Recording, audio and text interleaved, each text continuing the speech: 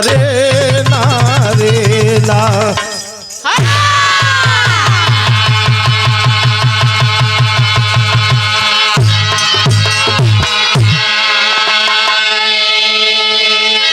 चार लाइन भूमिका के अंदर कहना है, द्वेष अपमान से कोई आहत हुआ, कोई उसको गले से लगाने चला, चाह की राह में कोई रोड़ा बना, कोई गिरते को ऊपर उठाने चला, चोट दिल को लगी द्रोण के शब्द से, सूत पुत सुन करण का लहू जम गया है परशुराम यासा, परशुराम से वह परशुराम का शिष्य बन रम गया।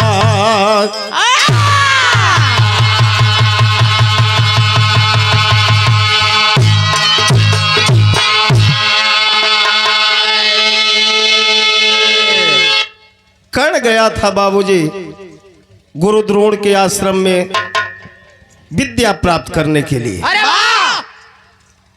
पांचों भाई पांडव जब देखते हैं कर्ण को, बोल पड़े, गुरुजी ये तो सूत पुत्र है, इसको शिक्षा नहीं मिलनी चाहिए, इसको विद्या नहीं मिलनी चाहिए। कर्ण को गुरु द्रोण के आश्रम से सूत पुत्र कह करके भगा दिया गया। कर्ण रोता बिलखता आया अपने घर, मां राधा रानी के आगे हाथ जोड़ करके कहा कि मां, मैं तेरे तन का पैदा बेटा नहीं हूं। राधा मां बोली कि बेटा क्या हुआ, क्यों तू ऐसी बात कर रहा है? कहा कि मां आज मुझे गुरु द्रोण के आश्रम से धक्का दे करके भगाया गया, सूत पुत्र कह के भगाया गया। बता क्यों मुझे सूत पुत्र कहा गया? तेरे तन का मैं पैदा बेटा नहीं हूं, असली बेटा नहीं हूं। राधा रोने लगी, रो करके कहती है कि बेटा मुझे ये पता नहीं कि तू किसका बेटा है। हाँ इतना जरूर है, मैं जानती हूं तेरी माँ जो भी हो नदी में तुझे स्वर्ण संदूक में बंद करके नदी में बहा दी, और मेरे पति अधिरथ उस नदी से तुझे बाहर ला करके मेरे गोद में रख दिए, तभी से मैं तेरा लालन पालन करने लगी। बेटा तू मेरे बेटा से कम नहीं है, तन का पैदा बेटा नहीं है, लेकिन तू मेरे जिगर का टुकड़ा है। रोते हुए कर्ण कहा कि मां इस दुनिया में जिंदा रहने से बेहतर है जा करके अपना प्राण कर लो। चल जा करके नदी में कूदना चाहा, तब तक भगवान भास्कर आवाज देता रुक जाओ। रुक गया, देखा के कालन की मैं भास्कर, मैं सूर्य हूं। कर्ण कहा कि आपने बेटा मुझे कहा सूर्य कालन, भगवान सूर्य कहे कि मैं तेरा असली पिता हूं। जब कर्ण इतनी बात सुना तो कहा कि पिताजी आप हैं तो मेरी माँ कहाँ है? भगवान भास्कर कहे कि वक्त आने पर तेरी माँ भी तुझे मिल जाएगी। अब कर्ण सवाल किया, भैया भैया शांति बना करके आप लोग बिरहा सुनिए। बिरहा से खिलवाड़ ना, बिरहा से खिलवाड़ नहीं। कहानी आप लोग सुना, यह विरासत है अमन का और विरासत के बचावे के हो। कहा कि वक्त आने पर तेरी माँ भी तुझे मिल जाएगी। कर्ण कहा कि मैं कैसे समझूंगा कि मेरी माँ है। भगवान भास्कर कहे कि लो बेटा एक साड़ी है, कोई औरत आ करके और कहे कि मैं तेरी माँ हूं, इस साड़ी को दे देना, जन्मदायिनी माँ होगी, पहनेगी तो बच जाएगी। और कोई झूठ औरत बोलती होगी, इस साड़ी को पहनेगी तो जल करके खाक हो जाएगी। साड़ी ले लिया कर्ण, आ गया फिर पुनः वापस घर और मन ही मन कसम खा लिया कि मैं वीर बनूंगा। अच्छा वीर कैसे बनूं, वीर कैसे बना? तो सोचबे कैलाश की गैली गुरु द्रोण के आश्रम में खेदाई गई, तो चली अब गुरु परशुराम का आश्रम में। लेकिन वहां जा करके झूठ बोला, सोच गया कि यहाँ भी असलियत यदि जानकारी हो जाती है तो यहाँ से भी खेदा जाऊंगा। तो जा करके कहा कि मैं ब्राह्मण का लड़का हूँ। और जब गुरु परशुराम जी कर्ण के गठीली बदन देखलन है, चेहरा देखलन, एकदम लट्टू हो गईलन। ये तो अपने बिरादरी का लड़का है। देखा जाति यही घड़ी ना, ओ घड़ी जात चले। परशुराम गुरु कहलन कि ये स्वजाति लड़का है, बाडी बुलंद है, इसको जरूर मैं दुनिया का वीर बनाऊंगा। कर्ण आश्रम में रह करके और गुरु जी से शिक्षा लेवे लगलन, ना गुरु का सेवा करे लगलन। देखा छोड़त पकड़त भैया रहना, बस उतने पे छोड़ दा। तो एजा एक लाइन कौवाली लगत बा, बढ़ जा।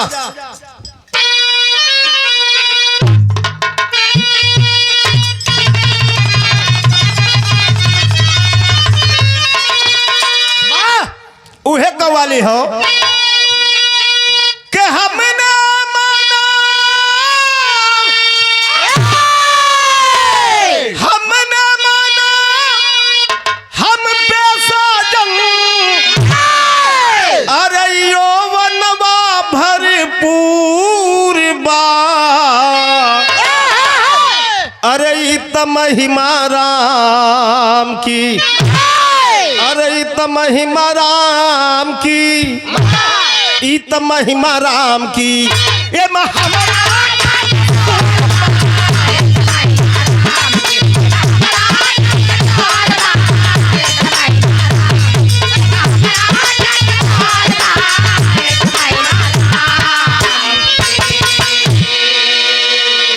लेकिन बिरहा में कहना हुआ क्या? अब ब्राह्मण पुत्र बता कर खुद को, ए भैया ब्राह्मण पुत्र बता कर खुद को, अरे गुरु शरण को पा गया, तब गुरु भक्ति गुरु सेवा से, अरे गुरु भक्ति गुरु सेवा से, अब गुरु भक्ति गुरु सेवा से, वह गुरु के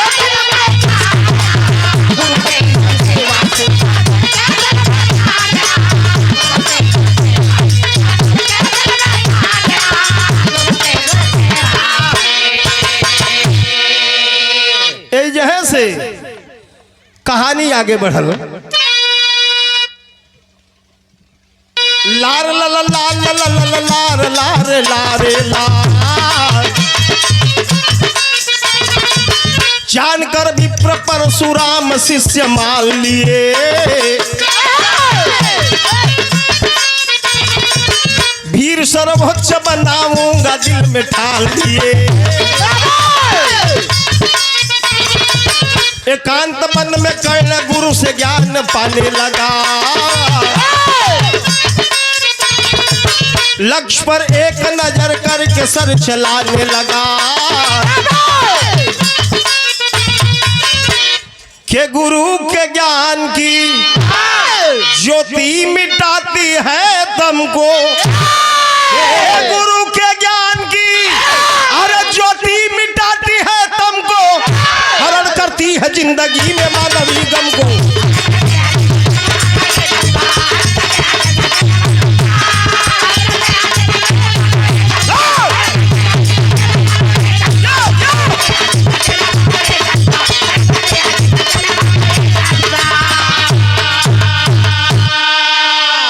गुरु के ज्ञान की ज्योति मिटाती है तम को, हरण करती है जिंदगी में मानवीय गम को। कहने का मतलब ये हुआ कि परशुराम गुरु के आश्रम में रह करके कर्ण गुरु जी का सेवा करत हुवन और विद्या प्राप्त करत हुवन। गुरु परशुराम जी कर्ण का सेवा से इतना खुश भइलन, इतना खुश भइलन। अरे केतना हा मौगे हुआ का हो, थोड़ा थोड़ा तो अपना नियर पूरा बना दे इनके। तू मर देता नहीं हुए बड़ा।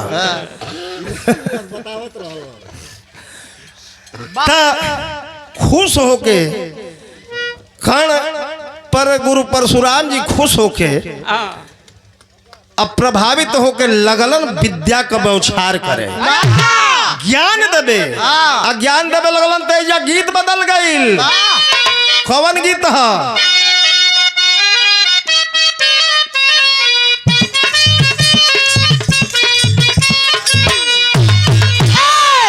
देखा ही हमारे स्वर्गीय पिताजी का रचित गीत है। सन यानी 82 में, सन 82 का रचित गीत है। हमारे जन्म का समय का रचित गीत है। के कर आनंद ना लिहन आजो एक गैला पर ताजा बुझाला। कौन गीत है?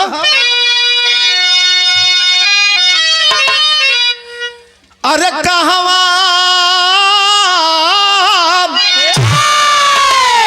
अब कहवा के खाया चुनवा, कहवा के हो पार, कहवा कटी कूली।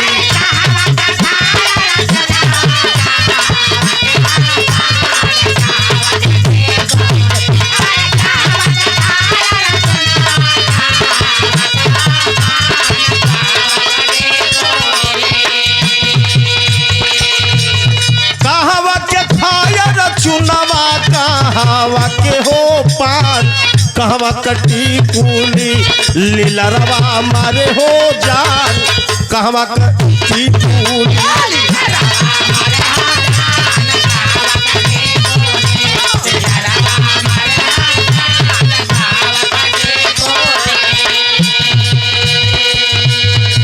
लेकिन परशुराम गुरु कर्ण से का कहत हुवन? सीख सीख सीख ये बबुआ, सीख सीख सीख ये बबुआ, लेके तीर कमान विप्र सुनावा।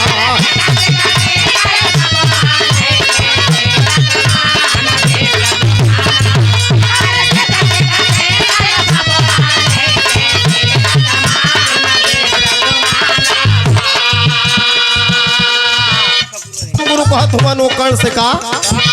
अरे सीखा सीखा सीखा ये बबुआ, लेके तीर कमान विप्र सुनावा, लखावा या चुका निशान विप्र सुनावा।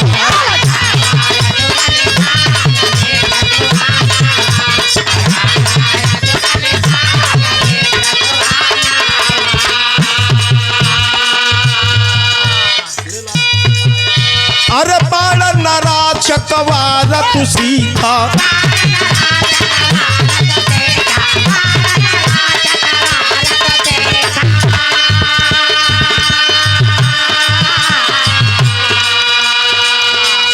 अरी से कैला जुझार तू सीखा।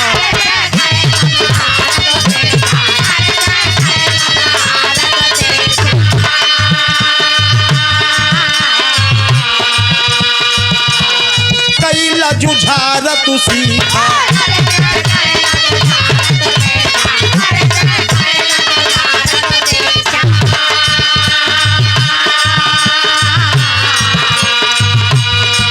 अरे लैला ब्रह्मास्त्र ये बबुआ,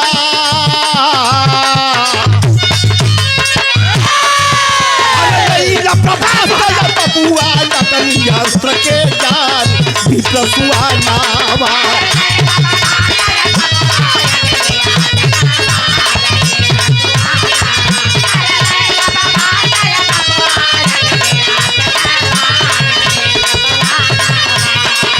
अरे लैला ब्रह्मास्त्र बबुआ अग्नि अस्त्र के जान भीतर सुहानावा। चला बारा सही है ये पान भीतर सुहानावा। चला बारा सही है ये पान।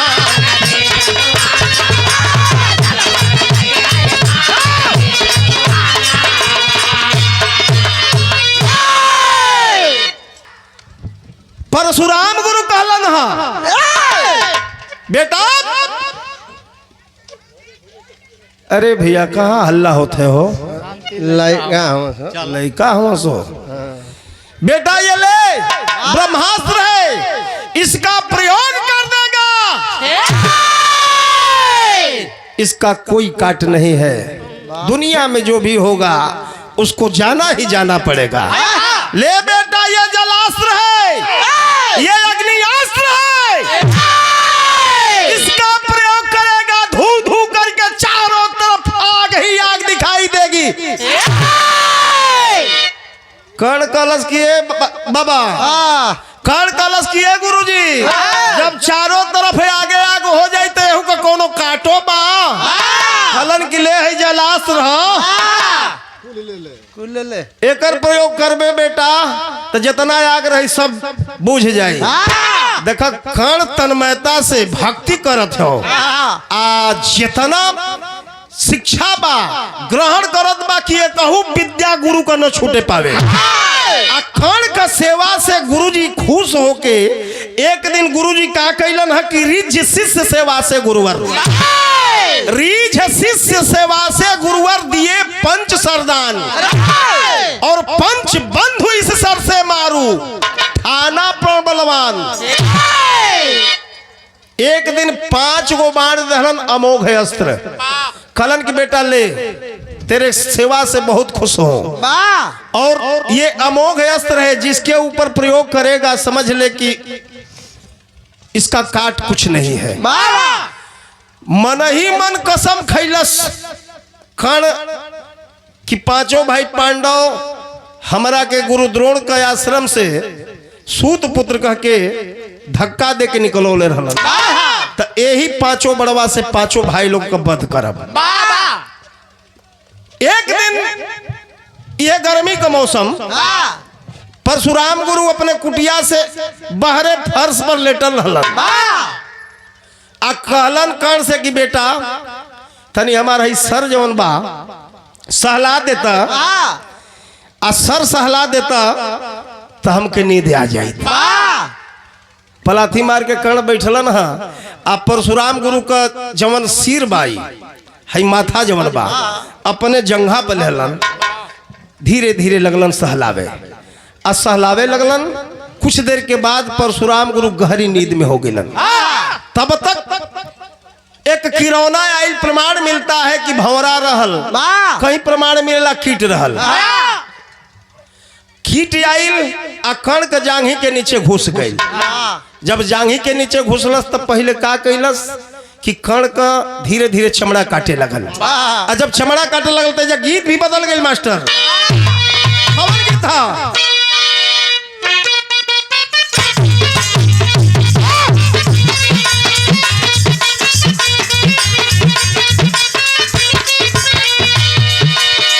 देखा एहू गीत का रचना हमारे पिताजी कैलन। कवनो ननद भौजाई का भाव गीत में मिलेला भैया, ननद भौजाई का भाव गीत में मिलेला। कोनो छोट ननद रहल अब भौजाई से ओकरा बने ना, अनबन हो जाए तो उहे भौजैया जवन बिया एक दिन कहत बिया वो ननदी के ऊपर का कहत बिया,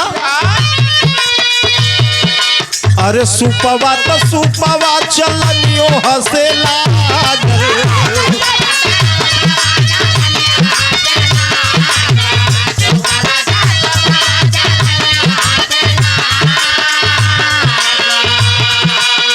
सुपवा तो सुपवा चलनियो हसेला गल नदिया रे भैया नदियों भइल पागल।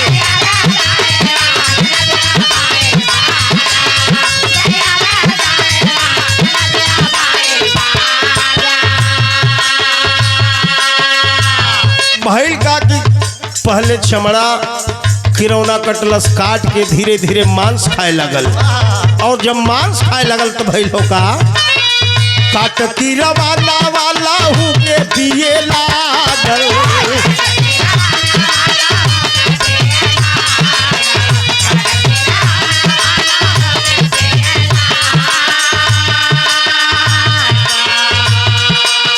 काट की रवाना वालों हूँ के पिए लागल। दरिया रे दरिया दर्द देवे लागल।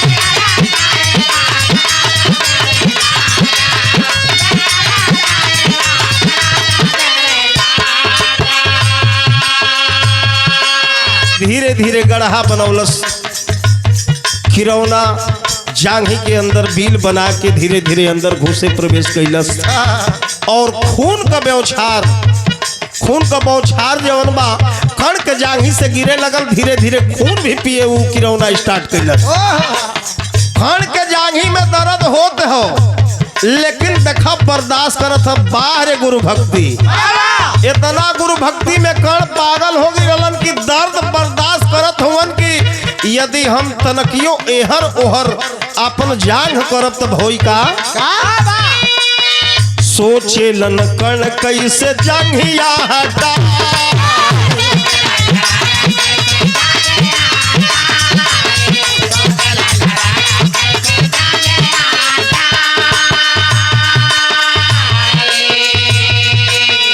गुरु जी के नींद में खलल पड़ी जाए।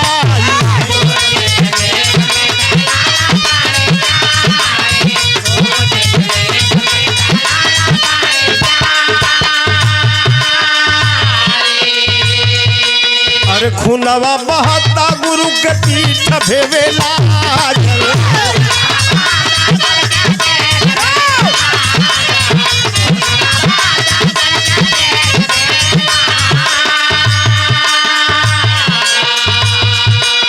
खूनवा बहता गुरु के पीठ भेवे लागल। दैया रे दैया दर्द देवे लागल।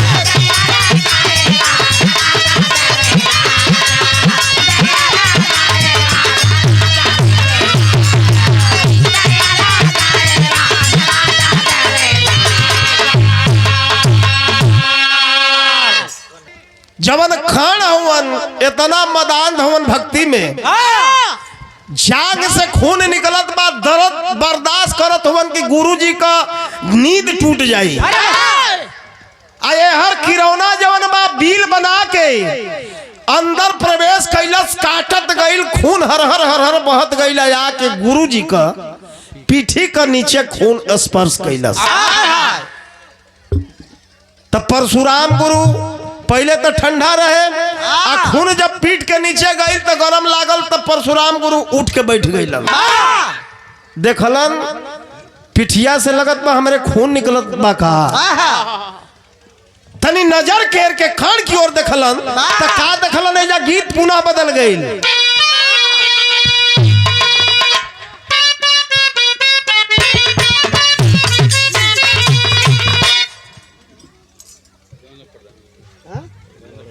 का लोप होत बा आजकल तो इतना कुल ढिकच ढाए आ गइल बा। इतना कुल नया नया धुन आ गइल बा। इतना नया नया धुन आ गइल बा भैया कि अब 2-4-5 दिन ना बीतत मतलब ले हई होला हाजिर बा आ ढोणी का तो साला गजने हो गई। ढोणी का तो नाही कर देले बड़ा कुल। ढोणी का तो इतना गजन बा कि 1000 गो गीत ढोणी पे आई गई। आ गावे वाला गावत बाड़न तोरी गन्ना करस मोरा ढोणी में सही सही जाता कि ना ये हबी रहा। तनी यो गीत देखा ई कुल गीत लोप होत बा। पहले ही कुल गीत गवाए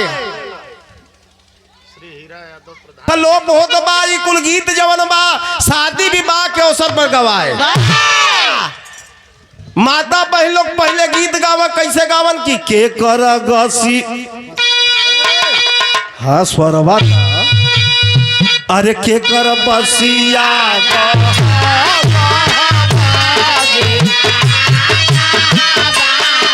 अरे केवल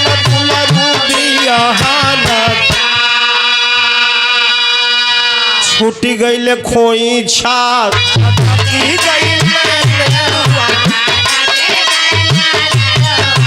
अरे खू खू खू खू हंसला दमाद। आजकल माता बहन लोग फिल्मी दुनिया बगावत है। इकुल गीत इकुल माटी का गीत है, माटी का गीत लोप होत बा। जितना नया नया फिल्म आवत बा वही पर दौड़ावत है। बाहरी समाज, अब बाहरी समाज का लोग एक लकड़ी सबका पे लहावेले। कब दुल्हा पर लहा दिहन, कब दुल्हा का बाबू पर लहा दिहन, कब दुल्हा की मामा पर लहा दिया। हाँ तो के खाली मम्मे तो लौके लन। हाँ तो क्या करी मामी की देखे कि दुल्हा का मामा पर लहा दिहन। नहीं गंदा तो है ये है यार। हाँ यार बहन लोग आवेलिन तो पंडित जी जब बिहवा करावेला ओकरा पर एक लकड़ी लहावेलिन। कैसे लगावेलिन? अरे जैसन बकरी का पोछ वैसन बाबी का पोछ।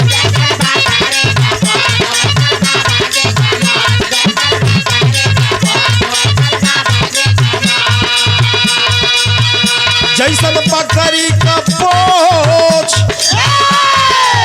अरे वैसन बाबा जी का मोछ। सुनु बाभाना, सुनु बाभाना, बाभन हाली हाली पतरा उचारन।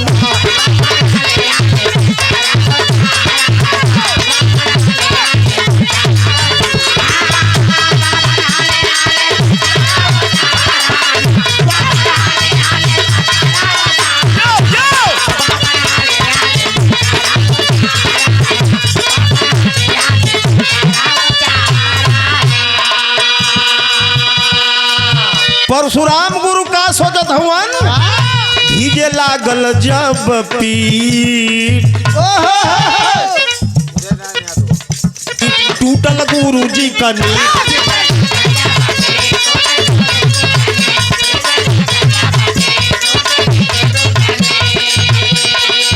अरे भीजे लागल जब पीठ टूटल गुरु जी का नीठ। बैठक गए गुरु जी, बैठक गए गुरु जी, देखा छिलावा के हाल सोच गए गुरु जी।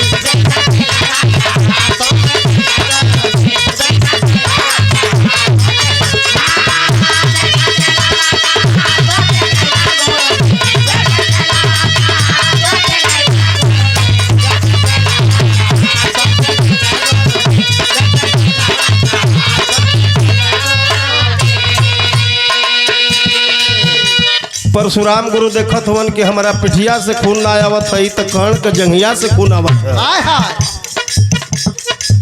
कलन बेटा कर्ण थोड़ा उधर हटो। कर्ण काहे को उधर हटे? पूरा दांत पर दांत चढ़ोले बा, एकदम आंख बंद कई के दर्द सहत हो। परशुराम गुरु सोचत हवन का अरे इतना दर्दिया न सही विप्रलाला। अरे परिचय गलती एकर सहज बुझाला। ये ब्राह्मण का लड़का हो ही नहीं सकता। ब्राह्मण का लड़का और इतना दर्द बर्दाश्त कर ले, जरूर गड़बड़ है, शक है मुझे। ब्राह्मण इतना दर्द बर्दाश्त ही नहीं कर पाएगा। कालन गुरु परशुराम की बेटा थोड़ा घुसको और खड़े हो जाओ। कौन काहे के घुस के काहे के खड़ा होके, लेकिन भइल हो काम।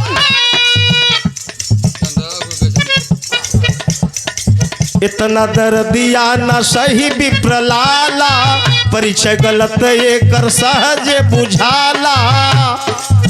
पूछन लागे फटकार बोल बोल रे मक्का।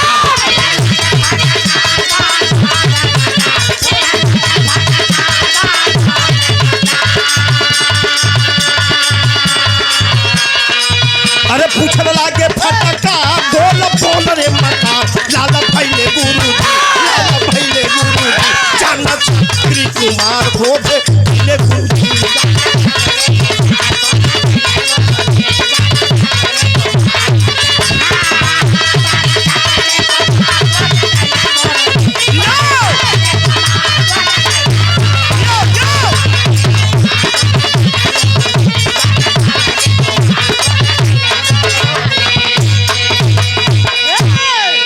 और उधर हटो कण कहे के होके हाँ अरे बेटा कण मैं कह रहा हूं लेकिन ना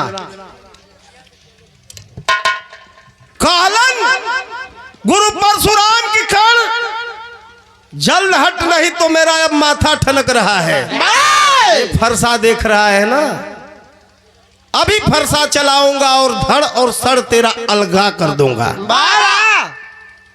कण गनगन गनगन कांपत है बता तू कौन है मुझे शक हो रहा है वाह वाह मुझे शक हो रहा है तू ब्राह्मण हो नहीं सकता बता लेकिन कहना हुआ क्या तेरी में कहना भैल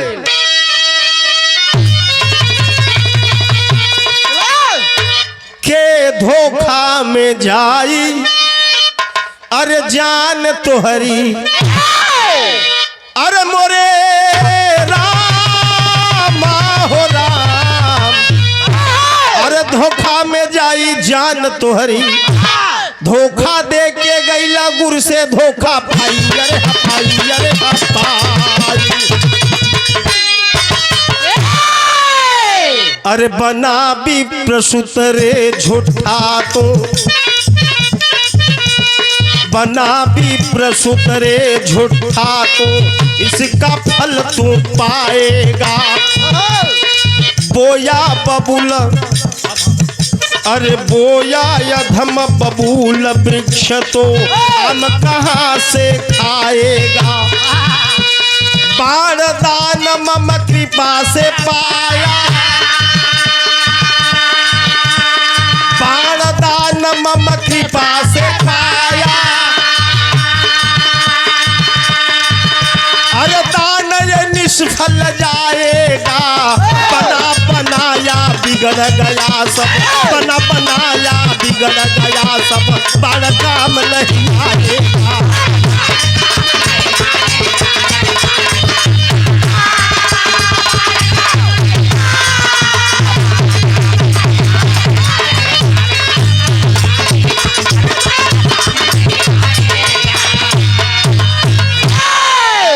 कर्ण क्या करे इतना डर गया कर्ण इतना घबरा गया गुरु परशुराम जी इतना डटलन खड़ कलश की गुरु जी मैं क्या बताऊं मुझे खुद पता नहीं है कि मैं कौन हूं हाँ गुरु जी इतना जरूर मुझे पता है मैं गया था गुरु द्रोण के आश्रम में मुझे सूत पुत्र करके भगा दिया गया आपके आश्रम में आया मुझे डर था कि कहीं आपके द्वारा भी मुझे भगा दिया न जाए मैं कौन हूं मेरी माँ कौन है मेरे पिता कौन है खुद पता नहीं लेकिन हाँ इतना जरूर है कि मेरी माँ बताती है स्वर्ण संदूक में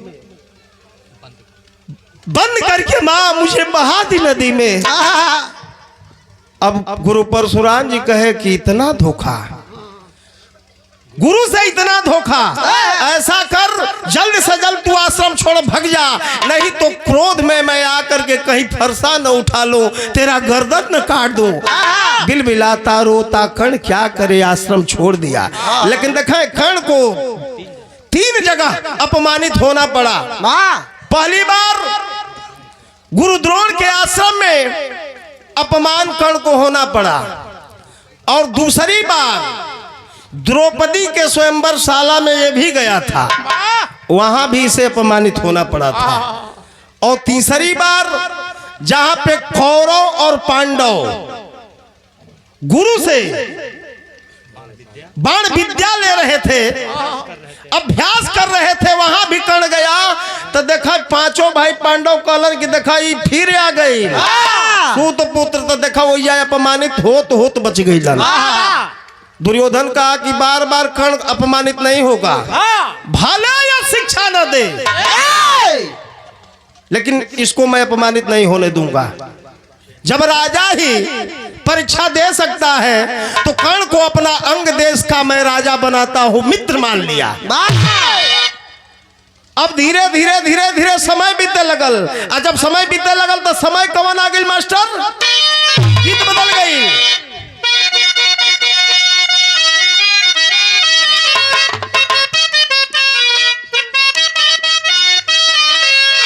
ओहो गीत जवन बा माता बहन लोग गावेलिन यही शादी विवाह के अवसर पर।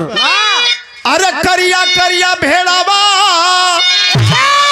के भुवर भुवर पार रे, अरे कहाँ जल भेड़ावा हयन हरिया बाराती रे। लेकिन देखा समय उहे आइल, कौन समय आइल बिरहा के अंदर कहना भइल। अरे छिड़ल महाभारत के, अब छिड़ल महाभारत के लड़ाई का मसान हो।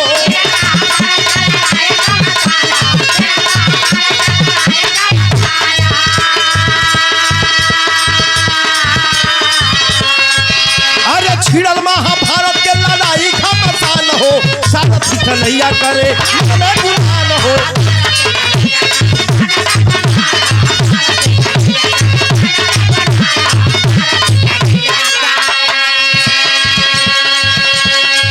दुर्योधन राजा तो हुआ कौरव दल का, लेकिन एक बार भी एक दिन भी लड़ाई के मैदान में नेतृत्व करने के लिए नहीं आया।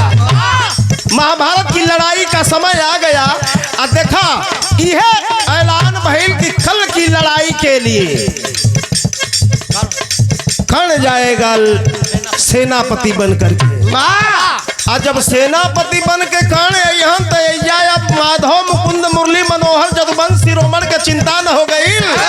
खा चिंता भइल कर्ण के पास कवच कुंडल 5 बाण बा, अरे खतरा में 5 भाई है पांडवन का जान बा। मुझे लड़ाई 18 दिनों में ही समाप्त करनी है और कर्ण आएगा तो देख रहा हूँ कि 5 भाई पांडव मारे जाएंगे। यह दिल में को छोटत बा बात सालत बा, लेकिन भगवान श्री कृष्ण कैलन हो का।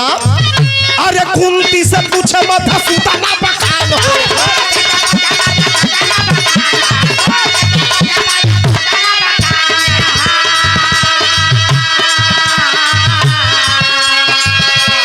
कुंती से पूछे मत सूता ना बखान हो, के बचाई बुकी पांचों का जान हो।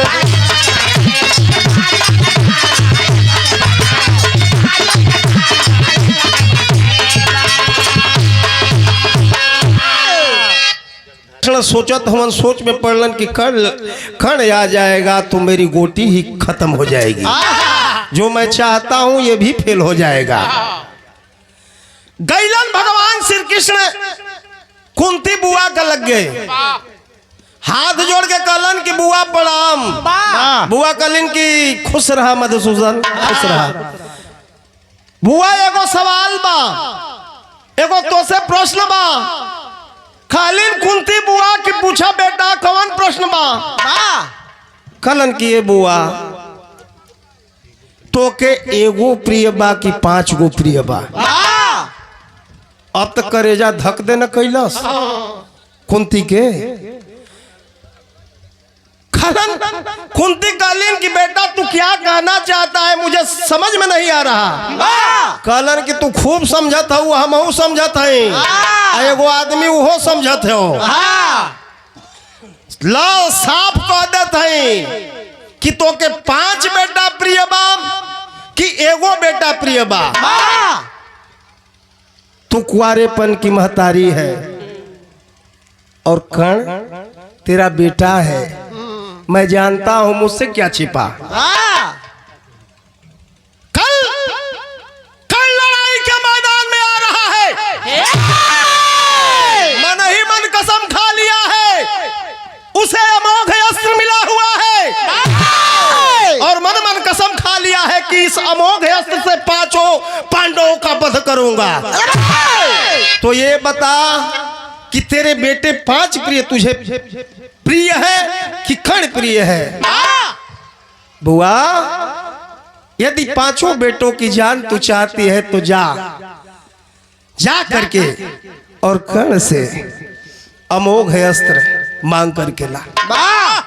बुआ घबरात है, बेटा कर्ण क्षमा करेंगे, बेटा मधुसूदन का हम क्यों देई खलन की जा बुआ, इतना उमदान ममता में माई का प्यार खातिर इतना यादुर बा कि जरूर दे। अब आया अल्लाह के अंदर और बढ़ा।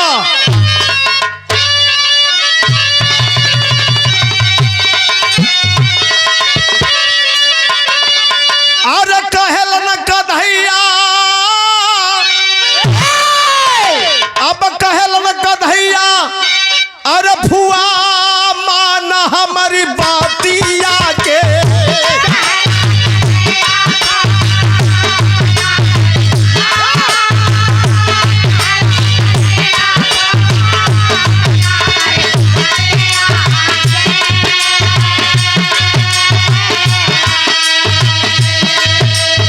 अरे क्वारी महतारी करा तोहरे दुला,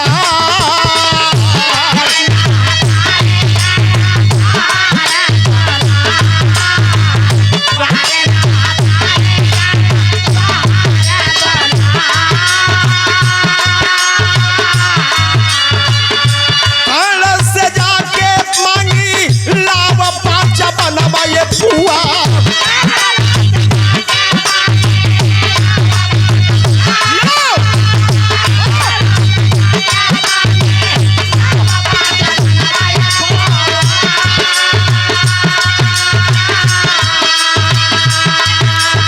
अरे तबे बची है तो हर पांडवा कुमार,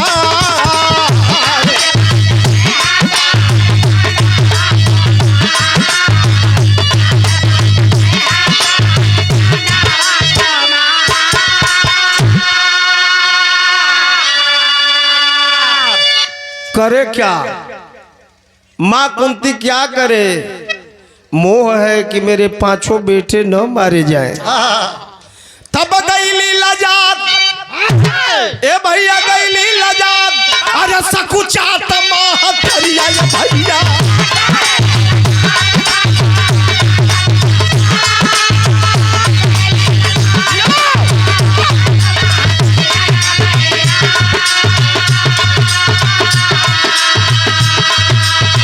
मांगे बाण ममता के देखे ही नहा,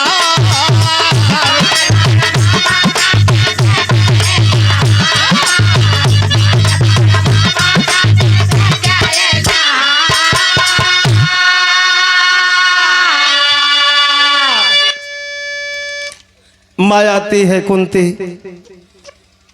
बेटा मुझे भिक्षा चाहिए। कर्ण सोचा कि कोई औरत है भिक्षा मांगने के लिए आई है, डलिया में लाया देने के लिए, लेकिन तब तक कान खड़े हो गए। ये दुनिया की दूसरी औरत है, एक मेरी राधा है जो मुझे बेटा कहती है और ये दूसरी औरत मुझे बेटा कह दी। बता तू कौन है जो मुझे बेटा कहना, मुझे बेटा तू कही है? सिटी न दे भैया, तू मुझे बेटा कही है। कुंती कलिन की बेटा मैं तेरी माँ हूं, मैं कैसे मानूं कि तू मेरी माँ है? जो कसम खिलाना चाहता है बेटा कसम खिला ले। तब तक याद पड़ती है भगवान सूर्य वाली साड़ी जो दिए थे कि कोई औरत आकर के मांगेगी, कहेगी कि तेरी माँ हूं, लाया। रुक रुक रुक रुक रुक, माँ तू है तो रुक रुक रुक रुक। कर्ण गया वही भगवान भास्कर की दी हुई साड़ी लाया, कहा कि ले, अगर तू मेरी जन्मदायिनी माँ है, सचमुच माँ है, तो इस साड़ी को पहन ले। लेकिन हाँ, एक बात जरूर याद कर, यदि झूठ बोलती होगी तू जल करके भस्म हो जाएगी। असली माई रहबे कैलिन, साड़ी पहनलिन, साफ साफ बच गईलिन। आहा, जब कर्ण देखा कि मेरी माँ है, हाथ से झरझर झरझर आंसू आने लगा। माँ, इतना दिनों तक दुकान थी माँ, और आज आई है, कुछ मांगने के लिए आई है। क्या तू मांगना चाहती है माँ? बतौलन है का कालीन है।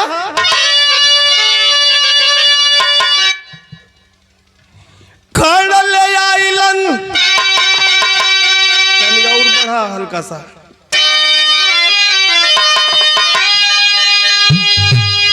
अरे खड़ ले आइले, दिया सूर्य वाली सरिया, ओढ़ली मगन मन कुंती हो माँ, एगो के ममता भुलाय गईलू जननी, पांच का प्यार अरे यालरा बनवलस तो के पांच का प्यार। माँ कहती है कि बेटा वही मैं पांचों बाण मांगने के लिए आई हूँ। मन ही मन सोच गया कि ओहो, ये मेरी माँ है, एक बेटा इसे प्रिय नहीं है, इसे 5 बेटे प्रिय हैं। रोने लगा, रो करके कहा, पुनः क्या कहा?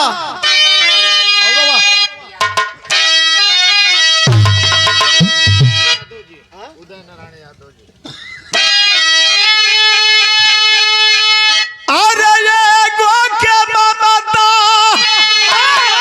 ए भैया ये गो के ममता भुलाय गईलू जननी, अरे यानर बनवलस तो के 5 का प्यार। छुई के चरनिया अब थमावे 5 बनवा, अब इंद्र से गोटी फिट कैले हो मुरार। माँ को दे दिया दान, ले, जब माँ होकर के तू मेरी मौत मांगने के लिए आई है, एक बेटा तुझे प्रिय नहीं, 5 तेरे बेटे चाहिए तो ले ले ले ले, मैं दे रहा हूं। तब तक भगवान इधर इंद्र को भेजते हैं, भगवान श्री कृष्ण जाओ तुम भी मांग करके लाओ। इंद्र आए, आकर के ब्राह्मण के रूप में कहे कि मुझे भी चाहिए। अब तुझे क्या चाहिए? वही मुझे कवच और कुंडल चाहिए। तुझे क्या चाहिए? कवच कुंडल चाहिए। कवच कुंडल भी ला करके दिया कर्ण, लेकिन कहा क्या कहा? अरे माई जनमा के, ए भैया माई जनमा के मांगली हली हो मबूतिया, अरे दुनिया में जियल हम के बाटे हो धिकार। जब मेरी माँ ही मुझे मौत मांग ली तो तू कवच कुंडल मांगने के लिए आया है, ये रह करके क्या करेगा? ले ले, ये भी तू ले ले। दे दिया, लेकिन आ गई बात वही, धोखा में जाई जान तुहरी, धोखा देके गई लग गुरु से धोखा खाई। लास्ट में कहना हुआ क्या?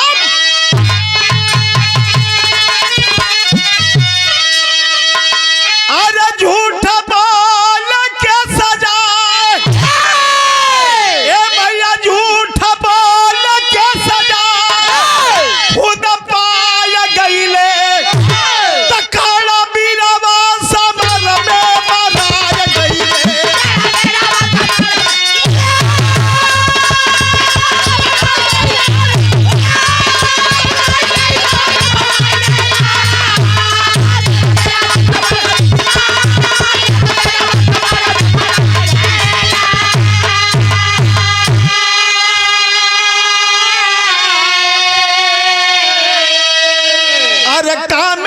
नहीं आइल बाण श्राप के करनमा अधोखा में कवच कुंडल दे दिहल जान।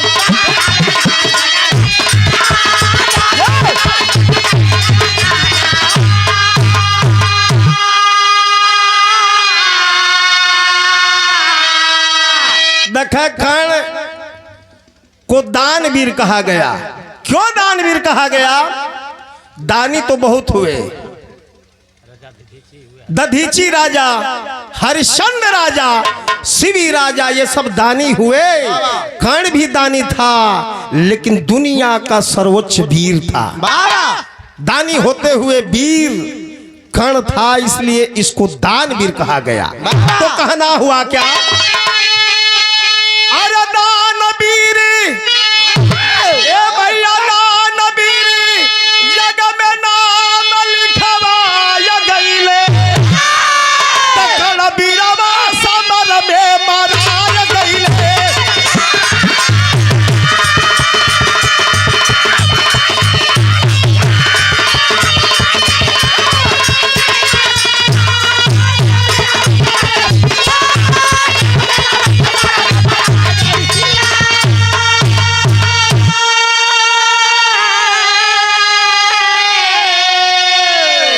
तो सदगुरु स्वामी परशुराम, राधे इंदु श्रीनाथ, दयाल बच्चन, विजयकांत और मनसुख कवि है साथ।